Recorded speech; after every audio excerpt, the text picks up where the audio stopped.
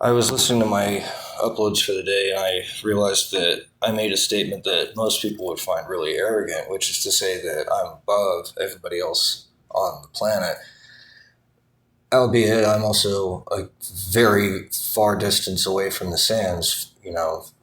Uh, I have, I mean, at this rate, if I continued the path that I'm on now without any changes to my biology or anything like that.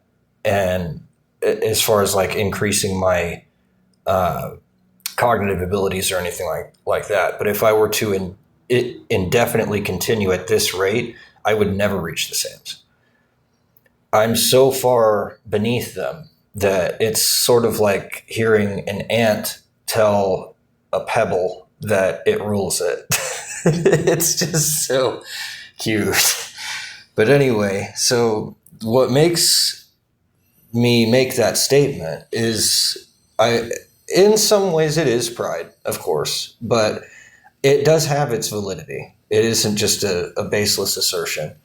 The reason that I say it is because there's interconnectivity about my paradigm that no other theory has on this planet.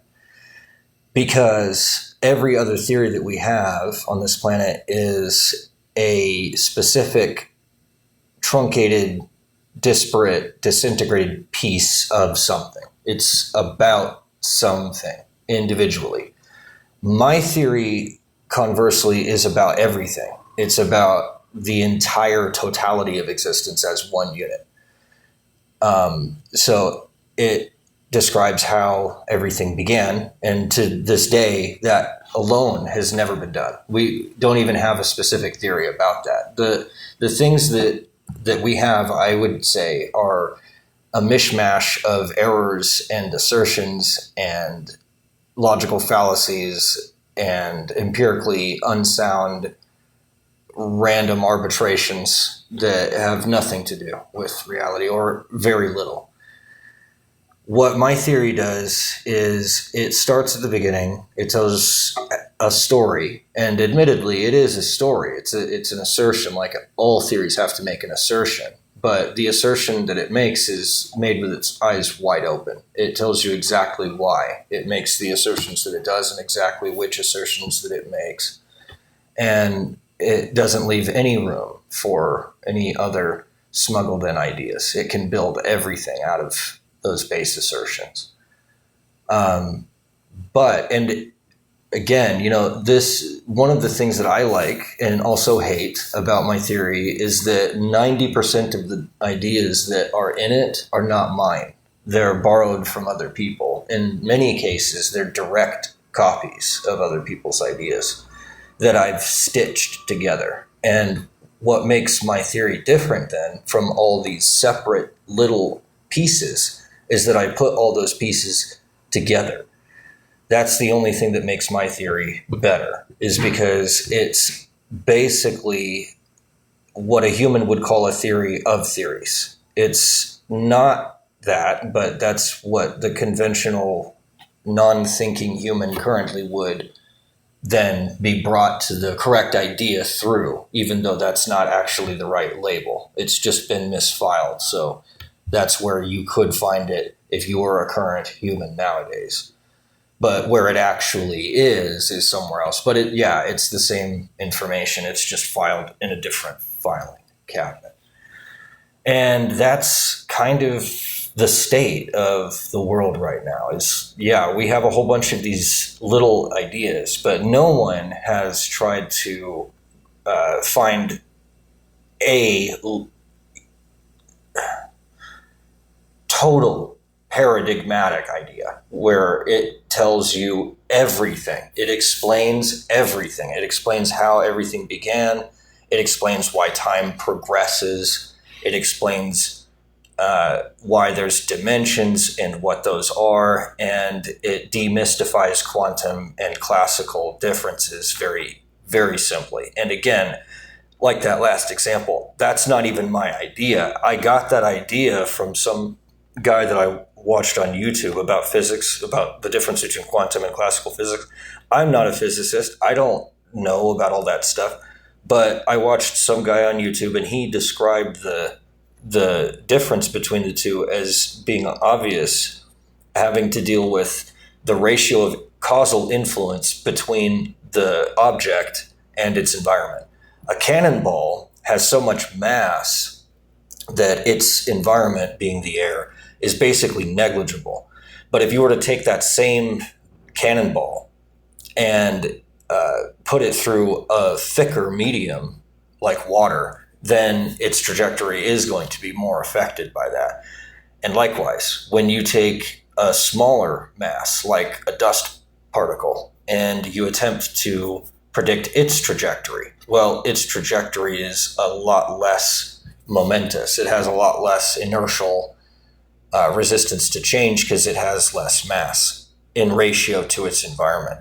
And so its trajectory is much less likely to be predicted because its environment plays a much bigger role in where it's going to go versus whatever state that it happens to be in right now. So just because it's over here right now doesn't mean it's going to be over here in a second, in 10 seconds, or whatever it is. And the rapidity with which it loses its ability to be predicted has a direct relationship between its mass and the mass of the environment. And the ratio of difference between those masses is what is going to give you the ratio of predictability and unpredictability. And so therefore, when you get down to the quantum level, it becomes more and more and more unpredictable to the point where it becomes indiscernible from noise. And that general noise is the 0-point energy as far as I know.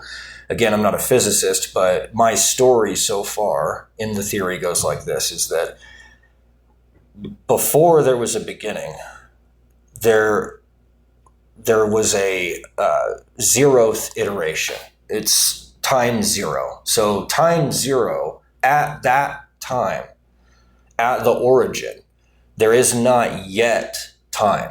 It's in utero, in a way. It's baked in, but it isn't demonstrated. There has not yet been any time that has yet elapsed. And so there's a paradoxical combination of a whole bunch of stuff like that, where it's timelessness, but it's also time. It's a time of timelessness. It's the time when there was not yet time. And that's just time. Then there's all these other paradoxes as well. The fact that nothing yet existed.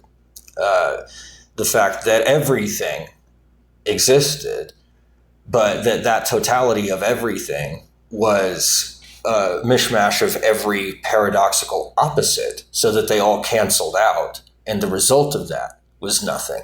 Because if everything exists all at once simultaneously, then you've got A conjoined with not A. So you've got A and not A simultaneously in the same place at the same time. And that can't be. And so before the beginning, there is this paradox. There is this ultimate error, this ultimate falsehood, this almost like a liar's paradox. It's a very, very fundamental error at this origin, time zero. The zeroth iteration is what I call it. Because I don't like to use the word moment, because I don't really think that's a very precise way of putting it, but iteration is a very precise word. So I like using the word iteration. I find the same process repeated iteratively. And I believe that reality, as it progresses iteratively, because the next moment builds off the moment before it. It's similar, but it's got a little bit of a difference. There's something more there. And so it's iterative. And so this is the zeroth iteration at the origin. And so you've got every single possible contradiction, opposite, negation, double negation, all of that mixed together, conjoined as a total unit, which obviously can't be, what would you say? It can't be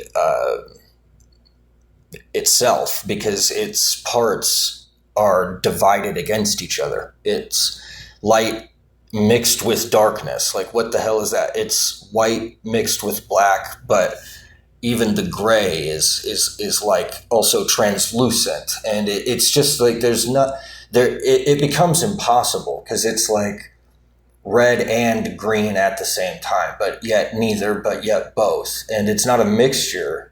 It's like both of these two completely separate things simultaneously. It's up and down. It's left and right. It's forward and backward. It's inside and outside. It's dark and light. It's all of that mixed together. And also, it's not that, whatever that is, because what that is, that's a totality. That is a thing. The result of that thing is nothing, because all that thing is this giant paradox. So that forms at the surface area. That's the exterior peripheral skin of the zeroth iteration at the periphery. And that's the periphery of being that constitutes the absolute of being. The volume that's just past that inside of it is filled with indiscernibility, which is this fog of, like I said, all those conjoined paradoxes. It's an infinite list of conjoined paradoxes. Yeah, paradoxes of conjoined negations, where it's like X and not X, P and not P, in the same iteration, at the same place, at the same time. And there's just an infinite list of those. That's what creates the volume. That's what stacks and displaces and creates space and the volume. That composes the absolute of indiscernibility. And then just beneath that, at the center, there's nothing. And nothing is a paradox of its own, because nothing existing is not existing. Existing is not nothing. And so then to say, for example, it's such a paradox that you can say that it is itself, and that's a paradox. Nothing is nothing.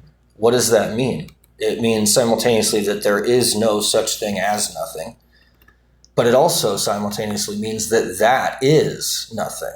The lack of there being anything is nothing. And so it destroys itself as it creates itself. It becomes as it gets destroyed. It's just really very strange. And so that's at the center, and that's the most fundamental origin at time zero, is nothing itself. And nothing itself is absolutely impossible. There is no way that there could ever be non-being. There is no way that non-existence can exist. There's no way that nothing can be. If there is nothing, then there's automatically not even nothing. So when we start with nothing, then the immediate tie-in is that there is something else, which is the iteration. And that iteration is composed of stacking all these paradoxes of nothing voluminously as extended logical consequences of nothing. Now, that is possible because of the assertion that there is always logic. So this theory rests on the assertion, and it is not ever provable to know or if this is ever going to be true or not. If it ever was true or not, no one will ever know. But I'm asserting that there is always logic, that logic always applies. And I justify this assertion by saying there is no relationship that you can think of that is not logical, that doesn't have a rationale behind it. And I know the first thing that pops into your head is, how could you be so stupid? All relationships are illogical. Bullshit. If they were illogical, you wouldn't be able to predict them. How do you know what a relationship even is unless it makes sense? If it didn't make any sense, you wouldn't do it. If you didn't do it, it wouldn't be there. If it wasn't there, you wouldn't be laughing about it. etc. So all relationships are logical. What we say is they're illogical. What we mean is the logic of a relation is dependent upon our emotions. It's not that relationships are illogical. It's that the logic of relationships is bent toward something, and instead of it just being flat and like a grid, because that's how logic is. It's a flat grid. It doesn't say anything. It's just a grid, right? And then you find your position on it, and then you find the immediate consequent result, and you also find the immediate necessary cause. And you can always find your place like that. And so logic doesn't take any sides. It doesn't favor or disfavor anything. It's all very equal, mathematically equal. And so precise that mathematics itself depends upon logic in order to function. And considering that you can render any relationship logically, you can also render it mathematically. What you can't do is mathematically evaluate or encapsulate or describe what the experience of that is or the reason why that is. And that's because that's necessarily beyond the field of relativity. That's the field of subjectivity.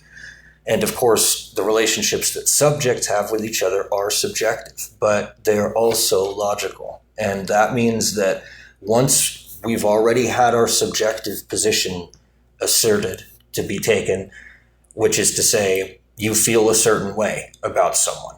After that's already been done, then you use logic to say, since I feel this way, then I should either stay or not stay in that relationship. And so then it does become logical, but it only becomes logical after you have already experienced your subjective emotions.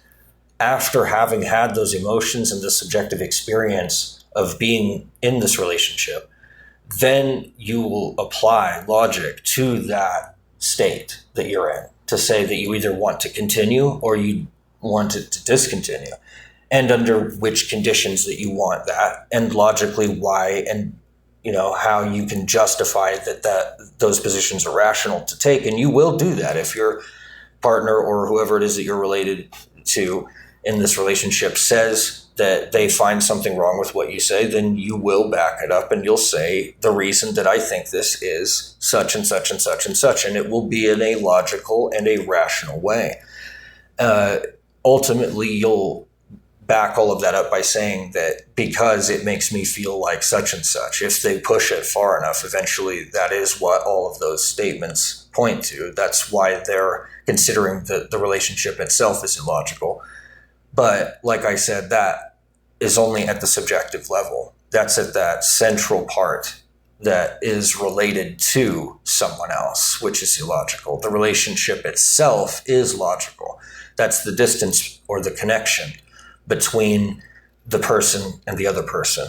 If the person themselves were logical, then the relationship would be seen as being logical. The relationship is logical, but it's only logical after you've taken your emotions into account. When somebody says that they're in love and somebody else says that they're in love, and they both say that they're in love with each other, then it is logical for them to have a romantic relationship. And that's exactly what people will say. They'll say, well, since you feel that way, then logically you should date this person.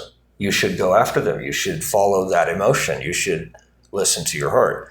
So it is logical. It's just that the logic happens after the heart's already made its own decision. So the heart makes its decision first, then the mind justifies that position with some logical extension into relativity and say, well, because, da-da-la-da-da-la-da-da-la-da-da-la-da, and it'll come up with some logical rationale for the emotion, but it won't actually, compose the emotion. It just, after you've already taken that stand, if you're already in that emotive state, and most people feel the same way about the same things, then it will become logical to you to say, okay, I can see where you're coming from because I felt the same way before. So then therefore, and you can use logic to find your rationale there. So they are logical. It's just that people are focusing on what happens before the logic, which is the emotions. And they're right to say that the emotions happen for whatever reason. We don't know why, because it's beyond the limits of discernibility. There's no way of knowing that. But once they're there, then we know that we can apply logic to them and apply logic between them and say, I feel this way because you did this, and have no problem with that. And that is perfectly logical to say, and you're using rationale to say it. But we don't look at that as being logical because we're so focused on the emotion being what originated the statement and what is the point of the statement. So that the statement itself, while logically built, is focused on an emotion, a subjective emotion. So it is just to say that everything can be explained using the same framework. And because it's all interconnected, it leads me to think that it's probably true, because it does connect into every single realm, whether it's cultural, psychological, sociological, physical, mathematical, or logical. It all fits. It's the same system. It's using the same dimensional structure. It has the same general rules. It's just the specifics that change. It's just the variables that change. The relations between them are always the same. And that's how one moment iterates into the next. And the reason that we have time flowing without any gaps, without it being jarring, is because that fluidity is determined by the precision of every iteration, accounting for every single possibility, and then integrating them all and converging them all into an actualization. So what makes something impossible, right? We already looked at nothing. Nothing is impossible. So if there were such a thing as nothing, it would immediately break down into, at the very least, paradoxes, given the assertion that logic is already present with nothing, which is, I understand, kind of laughable, because it's saying the obvious. If you put nothing and you conjoined it with literally anything, even information about nothing, then there's necessarily a contradiction.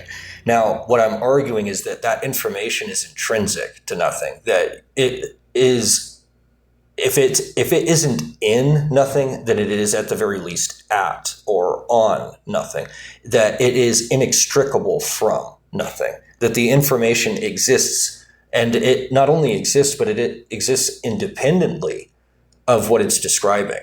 So it has its own intrinsic creation. It isn't made from the thing that it's describing. It exists independently. In other words, numbers existed long before we ever discovered them or used them. And these ideas and these positions all existed before they ever came into being. There was something there that had not yet come into being, but that would. It had the potential. It had the possibility. And it's not yet existent, it's just possible. And so that realm of possibilities is the field of modality, and it requires modal logic to use in those scenarios, because then you're talking about things that are possible rather than true. So what modal logic does is it tells us that the veracity of a claim is dependent upon the modal world or the environment within which it exists, such that there is some modal world somewhere where 2 + 2 = 5. And if I were given that statement in that mode, I would then be able to derive the same conclusion or an interchangeable conclusion with any other person that understood that modal world and applied the same modal logic therein. So there is a modal world for every possibility, and there is a possibility of impossibility. So such that even impossibilities are possible. And what that does then is it makes your brain bend outside of its normal way of looking at things. The way that you have to look at that to make it make sense because it does make sense, but you have to think of things in a new way if you're using a submodal paradigm, which is typical of most humans currently. So what you can do if you wanted to get beyond that to make things make more sense than they already do is the world in which something is impossible is possible. So when we go there, then we find this impossibility. But when we go somewhere else, we don't. And so it pockets it. It puts it in its own little area so that it doesn't have to be true and that's it. It's just true here, or it's just true there, but it isn't true everywhere. It's true now, but it wasn't true then. Or it was true before, but now it isn't. It's got a little bit of room to be specific enough to be put in its own little box. And that form of logic is called modal logic, and it's contingent implication. Instead of saying if X, then Y, then we say in modal logic, when and where there is X, then and there is also Y. So it isn't a cause, really, so much as a recognition of the environment within which the inhabitant exists. And that's how you can nest possibilities of impossibilities versus it just being an impossibility flat out. You say that impossibility is possible in some world or in some way or at some time or in some place. And so what we do is then we say nothing is impossible except or unless there is no nothing. If there is not nothing, then nothing can be possible because there is not yet nothing. But once there is nothing, then it becomes impossible for there to be nothing. So that's the rate at which it destroys itself. It is so fast that it happens inside of one iteration, and that's what makes nothing give a result of a mode of nothing, which is basically just the set of all errors. It's the world in which all the impossibilities, quote unquote, exist, but they don't really exist. They have their non-existence, and I prefer the term are expressed. So they're expressed in that world, which is the mode of nothing. It's not nothing itself. It's the mode of nothing. And again, that's only because I'm asserting that there is this mode. I'm asserting that there is such a thing as logic. And because I assert that there is such a thing as logic, then we have modal logic, as derived from what is even more advanced. So we've already explained submodal logic. That's logic that is dependent upon one of those three absolutes. And it's non-contingent, so that it's universal. If X, then Y. That's submodal. Then if you go above that, then you've got modal logic, which is contingent, and that's contingent upon usually when and where something is, then and there something else is. And then if you go even beyond that and you get even more advanced and you have anti-modal logic, at which point discernibility is impossible, and now the only thing that you have is anti-discernibility, and that's the ability to tell what something is not. So while I might not know what P is, I know that P is not P. So that form of logic is called antimodal logic, or it's what I call antimodal logic. And its implicative form is what would I say? It's negative. So it has a negative implicative function that is what I would say defines it. What defines antimodality is the ability to tell what something is not. And you could say that that's where all the impossibilities are, but that's not exactly true, because what what an impossibility is it's an obstruction. It's a presence of an absence. It's a stock presence. It exists. It is an impossibility. An anti-mode is not really a thing. It's a negation of a thing. And this is where anti-sets live. All the anti-reality, actually, I should say. And that's basically a shadow realm. It's shadows in the dark. It's negations of things, but it isn't anything in and of itself. It's just negations of things, but it's specific types of negations. So you've got the set of all things that are not turtles. Okay, so that's not a set because a set is defined by its membership, and there are no members that are defined in the set of all things that are not turtles or not birds or not something. And that's why those aren't actually sets. They're not sets. They're anti-sets. So they describe what something is not, and their membership is defined by what members are excluded, not the members that are included. A set will only describe what members are included. And this is the result, or resolution for Russell's paradox. Russell's paradox is not a paradox. Russell's paradox is demonstrating a false definition of, or at least a false application of the word set to describe, to use Russell's terms so that the conventional person could follow along. Russell says, what about the set of all things that do not contain themselves? Does that set contain itself? Which is a silly question to ask. It's not a paradox. It's a silly question. And the reason that it's a silly question is because that isn't a set. A set is defined by what members it includes. The only thing Russell's talking about is exclusions. There are no inclusions in Russell's quote-unquote set. There are no members included in that set. It doesn't include anything because it's just telling you what is excluded. Now, what's weird is it isn't also explicitly saying that it doesn't include members. It just says that it doesn't include some members. So there's not a statement there that gives us enough information to ever be able to answer such a question.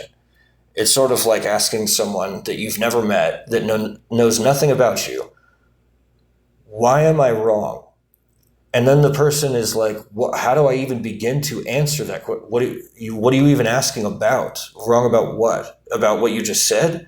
At which point, that's the liar's paradox. And how do you resolve the liar's paradox? Well, again, you have to use modal logic, and you have to separate the world in which it is true from the world in which it is not true. Or even better, you can nest them in orders of negation. So you've got, if you treat the falsehood as a negation, you've got a single negation, and then you've got a double negation, which flips the value, right? Whatever was false is now true. Whatever was true is now false because it's a double negation. And then if you have a triple negation, it's equivalent to a single negation. So it just goes back and forth and back and forth and back and forth and back and forth. And the truth value will go back and forth and back and forth depending upon how many nests there are or orders of logic that there are. So the sentence, the proposition, this sentence is false, or this proposition is false, or the expression of nothing. You know, when you run into these fundamental paradoxes like this, the resolution is you have to displace the worlds in which they're true from the worlds in which they're false, and then define what that distance between those worlds is, and that's the resolution of the paradox. So the paradox of saying this proposition is false has a resolution, but the resolution is infinite. And the resolution is infinite because there's no limit on the number of times that you can recur this same recursive algorithm. It's the same process repeated. So what you have is, at the 0th iteration, you have this sentence is false. We just take it at its naked face value. And face validity says it's false. We take it at its word, and the truth value for that proposition is false.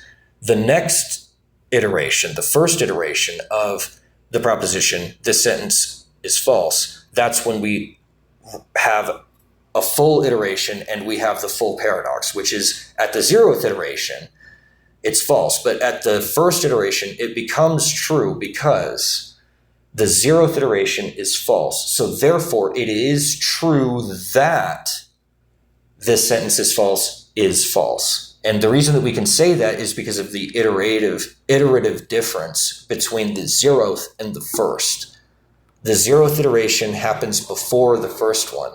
As long as you can say that, and you always take the face validity of the proposition at its word. If whatever it says, we just believe it. It has axiomatic gospel power. As long as that's true, then we can do that with anything. We can apply it to anything, not just that paradox, but any paradox. And we can displace its iterations, and therefore we can determine the order in which it is true and the order in which it is false. Instead of trying to combine all of them into a submodal point, which is somehow both true and false simultaneously in the same place, we displace those places and it becomes iterative. And so we can say at the 0th iteration, it has its face validity where it says it's false and we agree with it and we say it's false. That's easy. It has one value. It isn't saying this sentence is true. We know that because that proposition is true always. It doesn't matter if it's recurring a million times or once, it's the same truth value. This paradox where it says this sentence is false, that one we just do the same thing. We take its face validity. It says it's false and we agree with it and it's false. Then we recur it, we feed it back into itself and we say this sentence is false.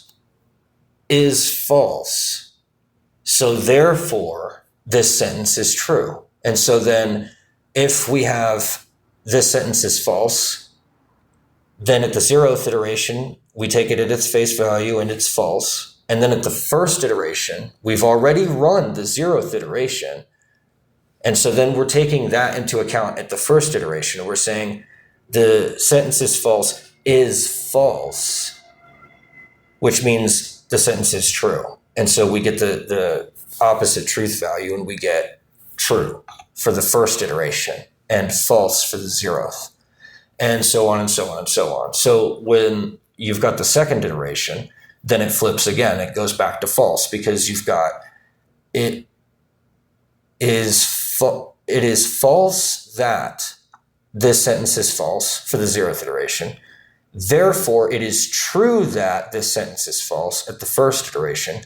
Therefore, it is false that it is false at the second iteration. And it just keeps going back and forth like that forever. So because of its infinite number of iterations that don't ever converge or diverge, they just keep oscillating asymptotically back and forth equally in an equal ratio of half true and half false, with the 0th iteration being false and the first iteration being true, and that sets the tone for the rest of it. The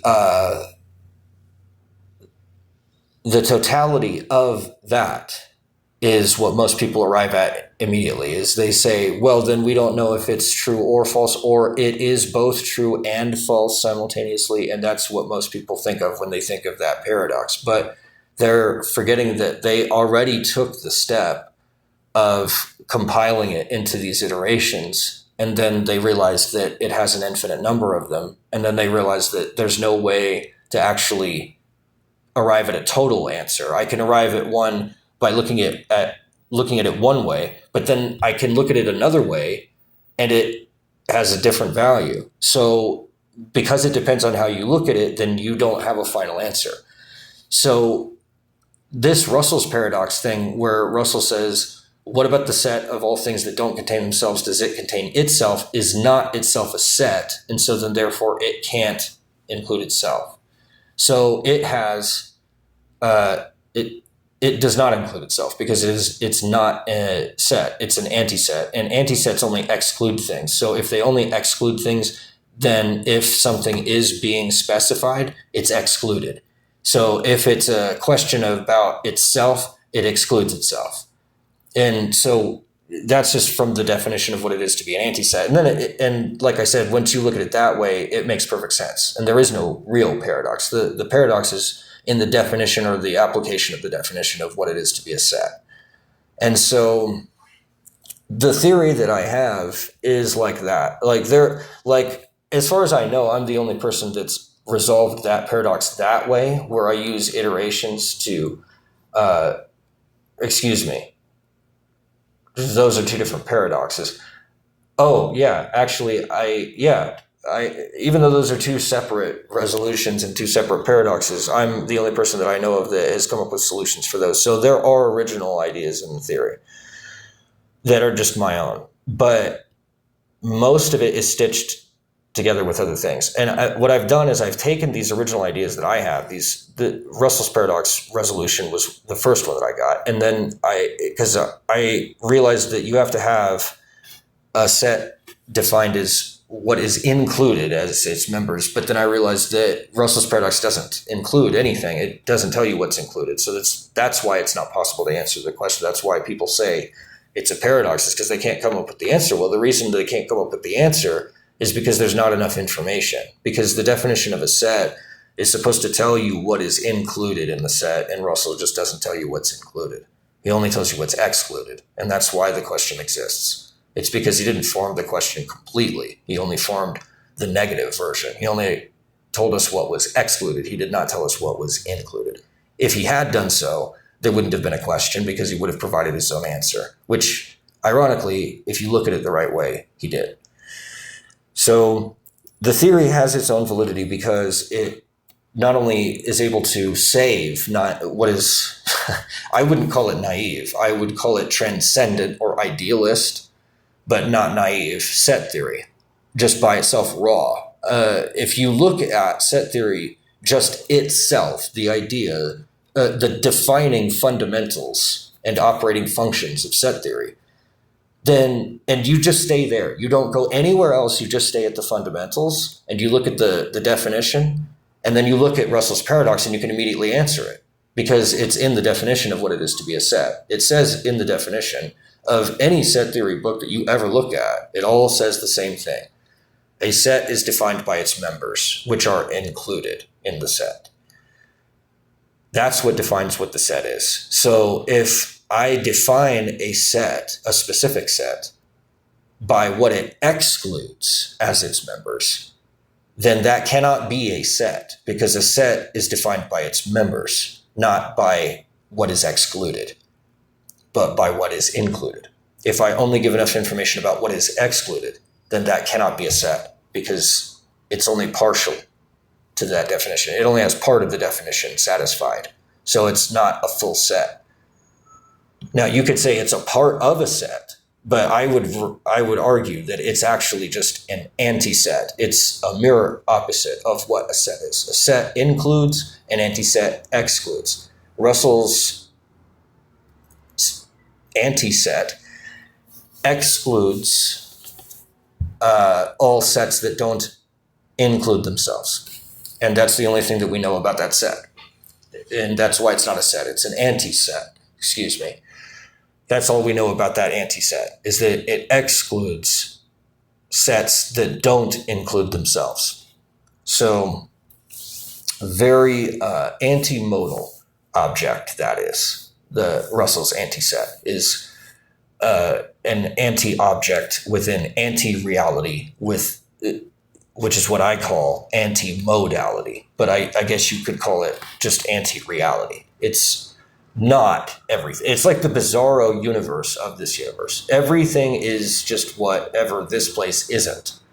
And that's the full nature of it. And what it is, that logical space or domain within which the implicative function that defines anti-reality is anti-discernibility, the ability to define what something is not, so that you can tell one thing from another. So you can say, this is not that.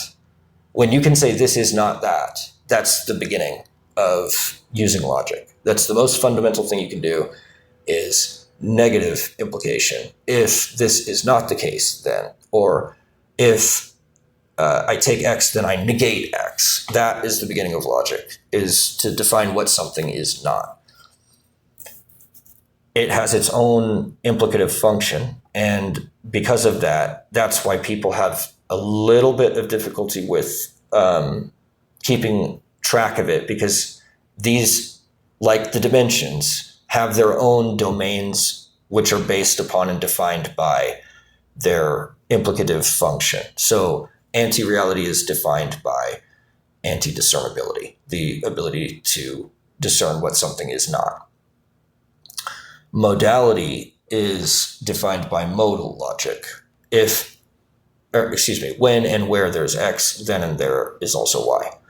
And then in submodal or universal logic or unconditional logic, the implicative function is if X, then Y. So those three types of logic are also dimensional. They're the dimensional versions of logic. And logic in this case is implication, because that's what logic really is. It's implying something.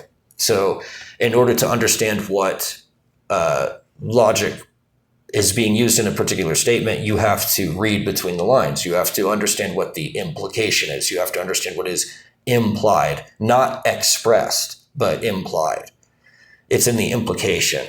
So can you express an implication? Of course, but the implication itself is not an expression. It's an implication. It implies, but it isn't an explicit object. It's the what would you say, the function or the force or the way that the operation happens, or the reason or the cause, the causal force, I guess I should say.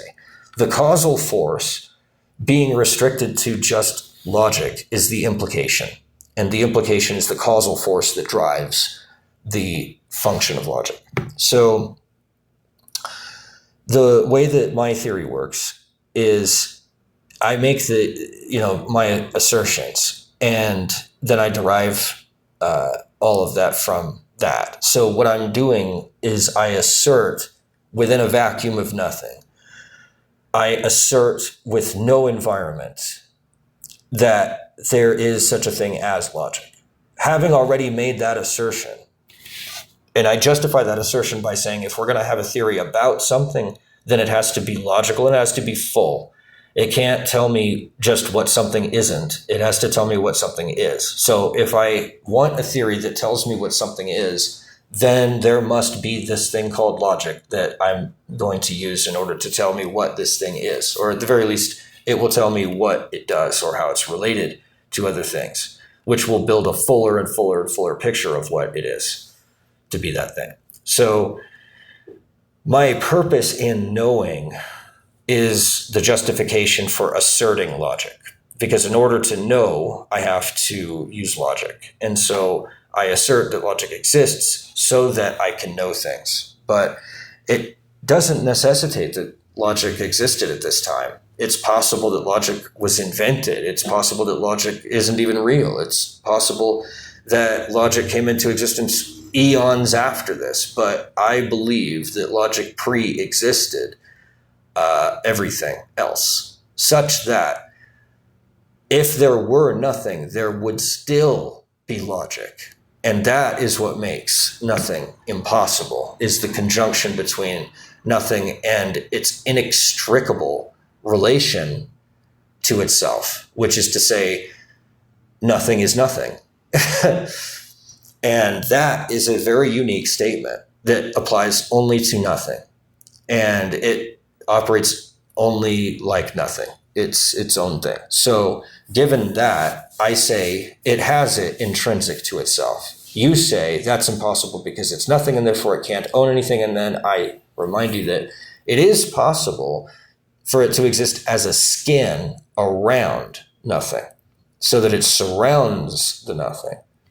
But it would not be possible for it to be enveloped or surrounded by nothing. So in other words, nothing could exist within an existent environment, or an existent environment would get destroyed if it attempted to exist within an environment of nothing, unless it's more or equally integrated as nothing. And this is what judges the veracity of my claims inside of the theory, is to say, if it can survive nothing, then it can survive, and therefore it must be real and true. at the very least, it must be true because it can survive itself. And nothing cannot survive itself. And so if you were to put logic inside the vacuum of nothing, the logic would survive and the nothing would not. If I put some random arbitration or an error or something illogical in nothing, the nothing would absorb that, destroy it, and then it would just be nothing. And the reason that I can make that statement is because anything that is erroneous from the position of a logical standpoint is interchangeable with, I just lost it, a paradox. Is that what I was getting at? Or is it interchangeable with nothing? Or is it interchangeable with other errors? I forgot where I was going with that. The discernibility between one thing and another goes away if we assert that a falsehood is true. Oh, the principle of explosion. I solved that also. The principle of explosion says, I can't even remember that now. The principle of explosion says that given some paradox or contradiction that anything falls, but that's not actually true. What it is that if you make the paradox of asserting that a falsehood is true, then we're clearly not in a logical system, and therefore you can draw any conclusion that you wish because you're not being bound by logic, because the environment can't be logical, because to assert that a falsehood is true is not logical. So therefore, to assert that a falsehood is true must be outside the boundaries of logic. And so therefore you can draw whatever conclusion that you want because you're not bound by logic. So there's that original idea also is my own. So as far as I know, I've never run across it. If it isn't mine originally, then at the very least I independently discovered it. And all of these original or independently discovered ideas that I have are stitched together into one giant paradigmatic structure that doesn't contradict itself, even though it has all these intricacies in it. So that's why I believe that it's real. Because what's the difference between reality and a dream is that everybody shares it or not, respectively.